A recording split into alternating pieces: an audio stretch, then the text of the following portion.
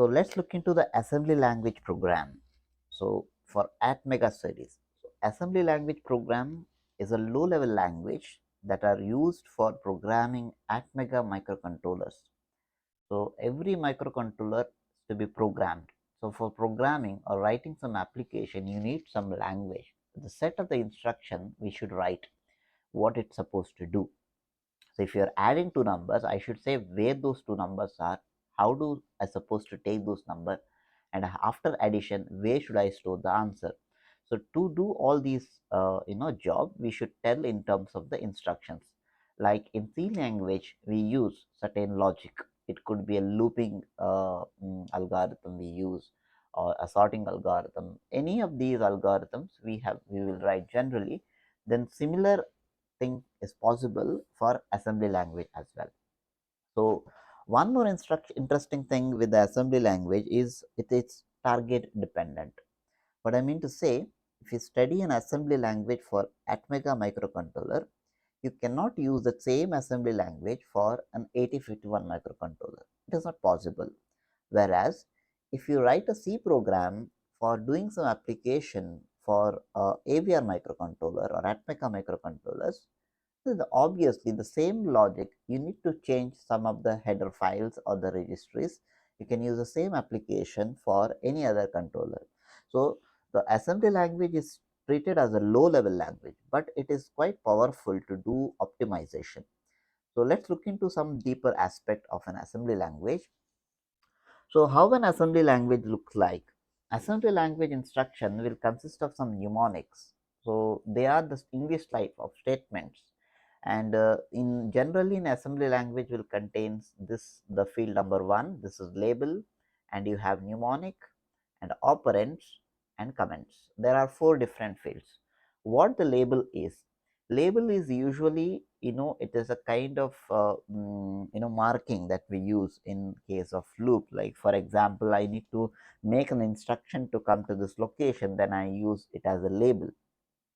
Usually it is treated as an address in the instructions. Mnemonics are the statements like which indicates certain operations. For example, I can have a mnemonic as let's say add. So add means I'm adding. Then you have say sub, you are subtracting. Then you have rotate, you may be rotating. Okay, these are some of the instructions which indicates what is that instruction supposed to do. You get to know what that instruction within mnemonic. Obviously, along with the mnemonic, I should feed certain parameters which do the operation, like add, what to add, to subtract, what to subtract, or if you want to move something, from where to move. So that is what is called as an operand. So we should fill that operands. So operand fields are like this. These are all operands. These are all operands like R23, hash 55. No, these are all the operands. If you look at this here, it is LDI R23 $55. Now what it does is it now here this is the mnemonic, this is the operands. Now this operands will tell you are loading some register R23 with the value 55. That's what. Let's say there are 10 parameters, then I supposed to load that 10 parameters to the 10 value 10 to some register. So I use LDI instruction. So these are all operands here. Similarly, add, you can straight away think about what is to be added. So it's given 23 and R19. So let's see the working of this in detail. But the typical usage of an assembly instruction will have these operands. Comments are usually given optionally to indicate okay what that instruction does. So if the user wants to know more about that instructions, like okay why he is using this, then I should give a comment. That's a better way. In C also we use the comments. So format of compiling, the way of compiling or assembling a program, it has some steps. So usually we use some simple editor window, maybe some text editor. I may use some text editor here.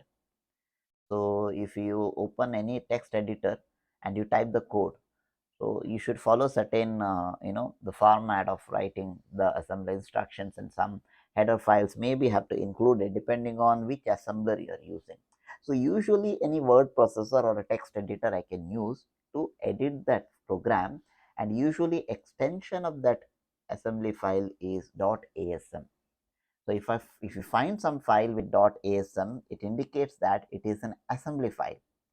So from that assembly file, I should compile it to another file, because this ASM file, your processor even does not understand. If I write add R23, R16, it cannot understand what this instruction is. It cannot understand by the controller because it is an English type of statement. What it can understand, as I already mentioned, it understands only the binary numbers. So how do you compile from this to some binary? That is what this assembler does. So it converts this to some number. Let's say this converted to C256. I'm just taking one random example. So this is actually, this instruction is coded as C256. So C256 you write it in bits. So that is what the content of this hex file. So this hex file will contain the C256 which is corresponding to this. That is the hex file. So apart from that, there are some other files are generated which we will see what is the content and why it is. And there are again one more file you can see, EPP. This is EEP, which is actually used to flash the code into some EEPROM memory because your controller will also have an EEPROM where you want to store certain configurations or any other data which you want it to be there permanently. Then we go for EEPROM memory. There is a way of compiling and you get it as EEP. The main intention of assembling is to get the hex file. This is something target file, what is a binary file or a hex file some case. So hex file is required, which is usually in numbers, which can be only understood by the controller. We cannot even cross compile it. It's very difficult to cross compile a hex file back to the assembly. Nobody does it. So and it's actually coded in this way. Apart from that are a map file, list file, object file, and usual procedure in C also we do the same way of compilation from a high level language to a machine language. If you look at the content of the list file, it has a lot of informations like each instructions, which memory it is saved, and you can have some look at this instructions here. Like you have LDI R16 0x25. So this is loading a number R16 to 25. So that's how it is indicated. So if you look at this instruction, you can see this is the mnemonic. LDI is a mnemonic, R16 is the operand, 0x25 is another operand. But you look at this, it is written as some code here. This is what hex code what I get in the hex file, and this is the program memory. Correct? This is the program memory location where this number is saved. So in each locations, and it's a word data. Okay, in one location a 16-bit value is saved. That's why the next location will have another 16-bit number. Next location another 16-bit number. So in each locations you're going to have some opcodes, the hex codes. That is what. So your list file will give the complete detail. Okay, how it is organized, and here you can say this is a label. What we say. This is a label. So this label indicates I'm jumping over here, and here is actually the address. What is that address? This is the address. Here is the address. And usually in when we compile it to get hex file, usually these labels are replaced with the address. So and apart from that, you can also see some comments. You can see these are all the comments that we write. So comments are also important. We will come to know, okay, what does the instruction does, and also you can find some memory usage. Okay, this will indicate some memory related, and finally you get something information about the assembly notes, like if there is zero error, zero warning. Okay, these information. So sometime we may have to see some information in the list file to see what exactly is happening in the memory, or maybe the warnings information. Okay, these things. So now, so we know now how the process is involved in assembling a program from the assembly to hex, and what are the files are generated using the assembly. Now let's look into the some memory aspect of a processor here. So this is the AVR central processing unit, and you can see some 22 address lines are here and 16 data lines are there. Now a typical controller may have some restricted amount of memory, like in this example it is 64K. So 64K actually needs only 16 address line. So if I have some number till A15, then I will be having 16 lines. Okay, so 16 lines means I will be having 2 to the power of 16 locations, which is 65,000 64, yeah, 64,536, 64,535. Okay, this is a number that I get, 2 to the power of 16. So which is called as I guess this is 65,535, and this is called as 64K. Okay, standard memory it is. So there are this many locations, 65,535 locations are there. Now in each location, how many bits of data is saved? Just concentrate, just focus here. In each location, how many bits of data? It is here in this case, it is 16-bit data. It is a 16-bit of data that is saved. Now this is actually the code memory. Okay, so and the beauty is here, each code is 2 byte most of the time. Sometime it may be 3 byte, 4 byte, sorry, but it cannot be an intermediate value like 3 byte, 1 byte. No, that's not there. So in AVR, any instruction you take, either it takes 2 byte or it takes 4 byte. That's how this memory is actually, the number of cycles required for the execution is mapped. So if you're using since the memory is actually restricted in the even numbers like 2 byte, 4 byte, 6 byte, so on. So it is not possible to, it's not feasible to have this 1 byte, 3 byte location. So usually the instructions also coded is also 2 byte, or sometime it is another 2 byte set which corresponds to 4 byte. So that's what the RISC architecture. Now if you can see now why it is called RISC. So that's one thing which in the beginning of the class I told, the AVR is a RISC microcontroller. So the RISC is a reduced instruction set. So here all the instructions will have the fixed instruction size. Either it is always 2 byte instructions, in some case it is 4 byte, but they are multiples of 2 byte. So it is easy for the architecture to handle the execution time. We don't have a varying execution time, so precisely we can focus on the timing. Another factor here in the RISC architecture is there is a large number of the registers. You have large number of the registers in the memory mapping there. You can see that control registers, many things are there, and apart from the 32 registers which are general purpose, okay, functional registers are there. They are used for configuring many of the modules. And in RISC, there are processor will have some small instruction set. What I mean to say is there are limited instructions. You don't find much of the instructions here. So you don't have say RISC processors will, let's say, add sub, sometime the division will be done with repeated subtraction. You don't get a sub instruction at all. So they don't give any instruction which you can do it with the regular addition or subtraction. So some of the instructions are not there. We have to achieve it with some random, I mean, alternative instructions. And usually memory, in the memory, data is separate, code is separate. You have a dedicated data memory, you have a dedicated code memory. That is a risk philosophy. And another thing is a load and store architecture. If you look at this load and store architecture, that is the point which is mentioned here.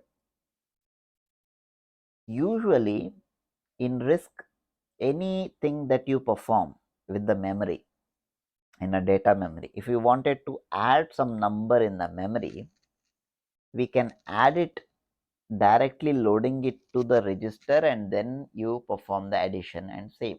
So it is something load and store architecture. You cannot perform anything directly in that memory location, which is possible in case of some processor like 8086, Intel Pro Core, which is CISC based, which is not there in this. So it's a load and store architecture. Usually some execution time is involved in it. That's except that there is no other disadvantage. So if you look at this now, we will look into now addressing modes. So type of the instructions that we can now learn about different instructions. Like there are data transfer instructions, there are arithmetic instructions, logical instructions are there, program flow instructions are there. So data transfer instruction usually consists of some move instructions or load instructions. Arithmetic, you can find some addition, subtraction, multiplication, all sorts of instructions. Logical instructions usually consist of some rotate, then shift, and XOR, OR, and all set of bitwise logical operations. Program flow instructions usually involve some looping. Okay, if you wanted to achieve some looping algorithm, you can want to decrement and loop and check whether they are equal and loop, sort of instructions are there. Miscellaneous instructions, they are somewhat kind of swap, or maybe setting some register high and low, clearing certain register. Okay, this will come in the miscellaneous. So I will focus on some of the instructions here one by one. So let's look at this data transfer instructions. So we will focus on few data transfer instructions so that we can learn how things are handled here. So if you look at the typical format, the format of the instruction is given here: LDS, RD, K. Now I am going to use some typical format which the textbooks also which I am referring, that is same way. So you can now make out which is operand, which is registers. So LDS is a mnemonic for load direct from the data space. So you are loading something from the data space, and RD is the destination register where it is loaded, and you can have some number. You see here, look at this. This is very precise information that you can get it from the data sheet. Okay, this is enough to understand what that instruction does. So if you look at this, load RD with the content of the location. What is that RD? RD is the general purpose register. How many are there? 32 are there. So I can use this with all 32 registers. What is the K? K is a 16-bit value ranging from this to this. It's quite easy. And what it does actually, let's look at this. This instruction actually tells the CPU that you need to take one byte. You need to take one byte from the data memory to the space. So what I am trying to tell here is, for example, this is the instruction. Then from the 200 location, one byte value is saved. That value is actually loaded to R5. So if say for example 200 location is here, somewhere you have say 200 location here,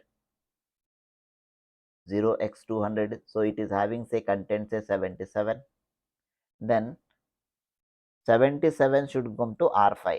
So R5 is here. So what happens after the execution? LDS will save the 77 to R5. That is what we are going to perform. Then look at this LDS RD, 5. So how it is coded? That's very interesting. I think, and as a computer engineer or maybe an electronic engineer, we should know how the instructions are coded. That's very a fundamental aspect rather than writing a program. So how these are coded? They use of optimum, usage of the bits available to code, because LDS has to be told, what is that LDS. So this, if you see, these bits will tell this instruction. It indicates, say, whenever it comes 1001000, it is correspond to LDS. So LDS what and what, then rest of the parameter will be assigned. Now you can see here RD is allotted with 5 bits, 1, 2, 3, 4, 5. Obviously with the 5 I can have 32 combination for 32 registers, so all that register could be mapped here. And obviously this also will come, okay, this also will come part of this LDS only. Now you have this only, then rest of the number is actually next to k. This actually uh, it's a I think it's a 4-byte instruction. Okay, this is a 4-byte instruction, because this value can range from 00 to ff. So if you write here, if I am writing, let's say, I think we will go back to that example and just make out. I was just testing here. LDS, no, I have LDI here. So LDI here, I think LDS, if I have to write, then I just write, say, LDS R 2, comma, say 0x 4000. If I write, then how it is coded? So it will be, so let me write here. It will be LDS is 1001 000. R2 is actually second register, so it will be 00010. That is 2. So this is 00010, then 000 as it is. Then 4 is there, so 0100 0000 0000. So this is 400. So the instruction here it is, this is actually 9020 4000. So what is that memory? In the memory, 9020 in one location, 4000 in another location. So this is the opcode for LDS instructions. That's how we actually decode. So you can just focus on this. I mean, how this, you can just get a general idea. When you look at the data sheet, you can get to know, okay, how exactly instructions are coded. So this is another example, illustration to give how LDS works. So for different registers, how the values from a memory is loaded. That's with this. So you can just have a look at this. Then another instruction is STS instruction. So STS instructions also does the opposite way. It will store back to the memory location from a register. Okay. So if you want to store back to a memory location from a register, use this STS instructions, and the format is given here. How it is, the locations are actually saved here, and you can get the values. So let's take up this example once. I will give again how this STS is, look at this STS 0x230, comma R25, correct? So this is the one. Now what it does, actually the content of R25 is loaded to 230. So how the instructions are coded, let's have a look at this. This STS is 1001 then you have actually only 4 bit. You see here only 4 bits are there. So I think 4 bit means the, yeah, it starts from 16 actually. So here only sorry, 4 plus 1, 5 bits are, so anything can be fine. So what is 25? 25, the binary you need to write.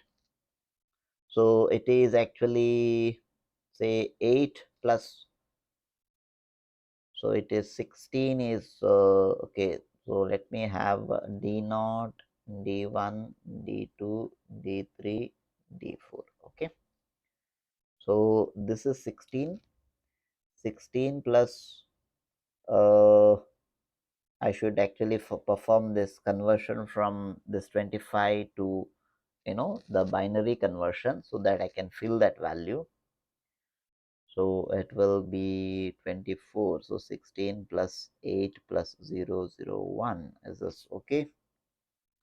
So this is actually 8. This is 16. This is 1. Correct? 24. So this is 1, 0, 1, 1, 0, 0, 1.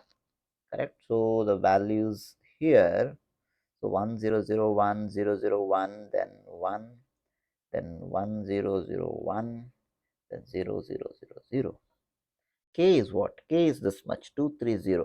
So 0x230. So obviously this should be written as 0x0230. Okay, because it is a 4-digit. So you cannot append a 0 in the last. It's supposed to be on the left side.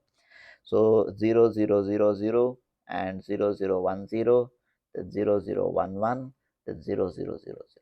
Okay. So obviously, and as it is, I'm writing the hex number because it's already given in hex, whereas this is in the decimal. Okay, so I should convert it.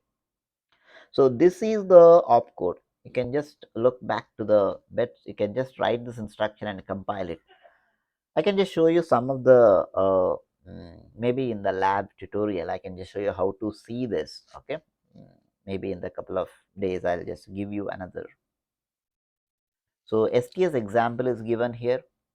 So you can just have a look at this how what it does. So what is the program? First loads the R16 with 055 value, then moves it to the value around to the IO register of port B, C, and D. Okay. Now, if you look at this, first load the value 55 with 50. So this is the instruction I used.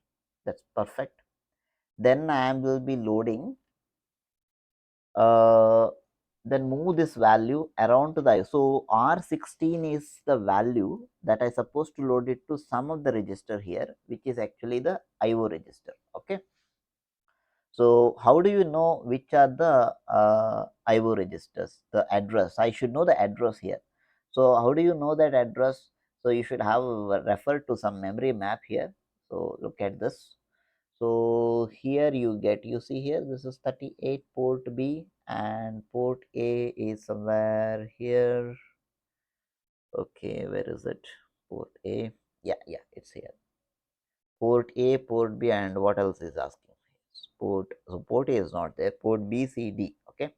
So anyway, this is not there. Port B, port C, I found it somewhere here, and port D is here. So you look at 32, 35, and 38. 32, 35, 38. See, this is the location. So if you write this location, that's enough. Otherwise, you have another instruction where you can straight away write port B, port C, port D.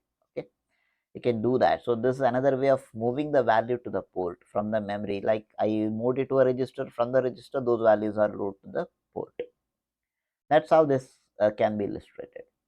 So this, if you see carefully observe here, in the memory you have this memory address and IO address. They are two different things. One starts with 20, another starts with 00. Now there is a reason. If you look at the memory map, you come to know why it is 20, because previous to this I think some registers of R0 to R32 are there. That's why this is start from 20. From 20 to it goes till I think here 5F. Okay, all the registers are there. Apart from that IO register, you can see something over here. Okay. Now these registers can be accessed in the special instruction. They specify IO location. That time you should use this. So generally location, if they give, then 32 is for port B. If they say IO address, then you should write 12. So we will have a look at that instruction when it comes. The instruction size of the AVR. I already mentioned you, there is no 1 byte instruction. It's always a 2 byte because it is 16-bit one single instruction, or it can be 4 byte instruction. Most of the instructions are 2 byte. So LDI instructions loading some immediate value. Okay, any immediate literal value if you want to load, you can use this LDI instructions. So I think in a couple of time back, I think we have seen this LDI instruction. Just recall this instruction. See, here is an LDI. LDI R1625. You remember this E205. I'll tell you how that E205 came. So it's actually machine language. So how it is with the so LDI R1625. So let's go back here. Let's look at this instruction. What this says is this LDI instruction is loading a 16-bit. Sorry, yeah, it is loading a 8-bit value that are loaded to the register. Okay, those values can be from 00 to FF. And in this, it's a 16-bit instruction, and they are actually making it the rest of the bit they are configuring for loading the register. I mean, addressing this, all these mapping these values they do. Let's see how they did it. Look at this instruction format here, 1110. Actually, this is dedicated for to understand this is LDI. If they find 1110, then it is automatically decoded as LDI. What is RD? Look at this value. This bit is RD. There are only 4 bit. Then that means 2 to the power of 4 is 16. So you can address only 16 registers. So what are those 16? That starts from R16 to R31. Only this much. You can address, it's given here, you see here, R16 to R31. Then these are the 8-bit value that is referred to this.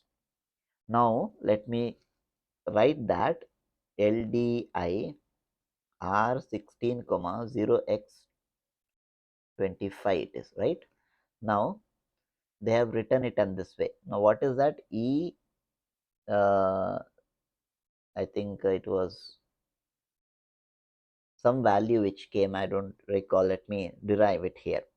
So it is 1110.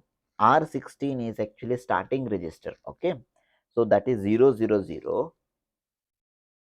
R16 the starting register for this set. So it is 00. D is actually, oh, okay, sorry,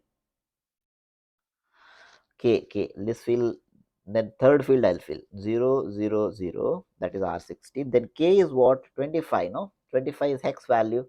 So it is 0010 and 5 is supposed to come here, 0101, correct? So this is the entire instruction code. What is it? E205. This is what you have seen there. E205 comes with this way, as it is a single 2-byte instruction. This is the code for this. So usually you need not have to do this. It is performed in the assembler itself. But you should remember, what is the logic used. I mean, how the instructions are coded. That's very important thing to learn here. So this is about the LDI, and operation wise I don't find it any difficulty here, because the literal value 00 to FF is loaded to that register R16 to R31. There is in and out instructions. You can see in is specifically, now you see here, look at this one line is enough to understand what this instruction is. Load from the address A of IO memory. Remember, IO memory. So you are loading something from the IO memory into the register RD. RD is given, which says all 32 are accessible. What is that IO memory? IO memory is different. What is that IO? Look back this. This is the IO. This is the IO memory. Okay. This is the IO memory that they are talking about. So if you have to write something for port A, then you should be a different address. It cannot be the address which I gave in the previous thing. So for this, you wrote 32, 38 for port B here, but here port B, if you look into carefully, 38 and 18. So here when it comes, it is in, then RD, comma 38.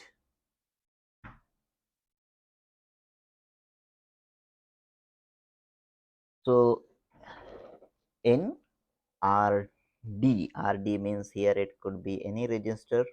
So say R20, and if you are reading it from port B, then I will just write it as 18 0x18.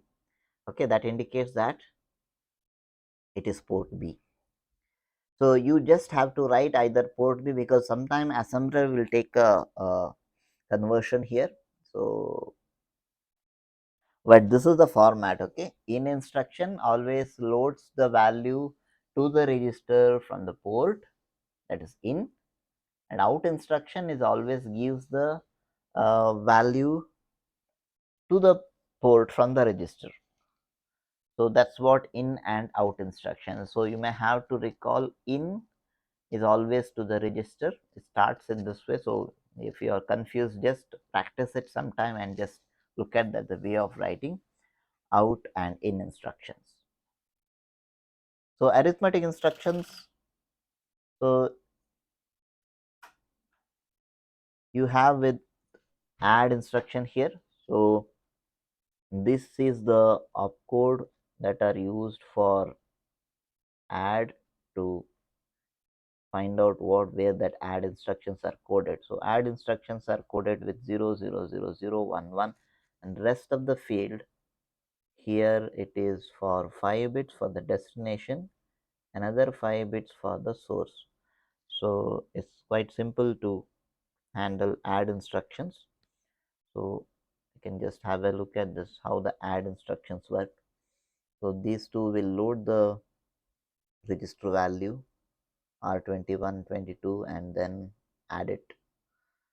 So when you add, there's a bitwise addition we do here, and we do get the updated status of this bit along with some of these flag bits, what we say. So look at this number F5, this is F, this is 5, this is 0, this is B. So when you add it, you get this number. So result indicates 0. So it is 1 0 0.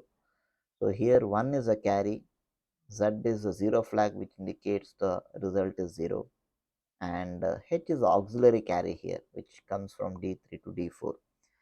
So let's look into further about this add instruction and remaining instruction in the later classes.